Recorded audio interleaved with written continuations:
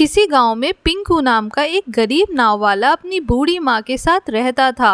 पिंकू रोज गांव वालों को दिन में नदी पार करवा के थोड़े बहुत पैसे कमाता था। पिंकू के पास एक नाव थी जो जादुई थी। रात के समय उस नाव में रखा हुआ सामान सोने का बन जाता था, पर पिंकू इस बात को नहीं जानता था क्योंकि वो हमेशा दिन के समय ही नाव चलाता था। एक दिन पिंकू नाव चला के घर वापस आता है तो उसकी माँ बोलती है, अरे बेटा पिंकू, घर में सब राशन पानी खत्म है, जा दूसरे गांव से ले आ थोड़ा थोड़ा जिससे हमारा गुजारा हो जाए। कल ले आऊंगा, अभी तो शाम हो गई है। कल जाएगा तो आज क्या खाएगा? घर में सब खत्म है। ठीक है, जाता हूँ। पिंकू नाव लेकर दूसरे गांव के लिए निकल जाता है। वापस आने में उसको रात हो जाती है। पिंकू जब नाव से उतरता है तो देखता है कि उसकी नाव में रखा सारा सामान सोने का बन गया है।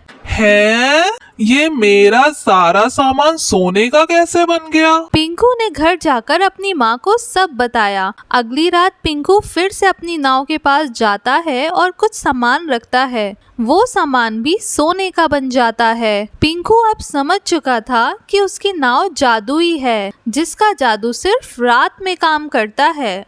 पिंकू अब रोज रात में जो भी सामान नाव में रखता वो सोने का बन जाता और सुबह शहर जाकर उस सोने के सामान को बेच आता। धीरे धीरे पिंकू और उसकी माँ बहुत अमीर हो जाते हैं। पिंकू के एकदम अमीर बनने की बात उसी गांव के सरपंच को कुछ गांव वालों से पता चलती है। क्या वो नाव चलाने वाला पिंकू इतना अमीर कैसे हो गया? जाओ जाकर पता लगाओ। सरपंच के आदमी पिंकू और उसकी माँ की सभी बातें छुपकर सुन लेते हैं और जाकर सरपंच को बता देते हैं। सरपंच पिंकू की नाव को चुरा लाता है, पर उसे ये नहीं पता था कि नाव का जादू काम कैसे करता है।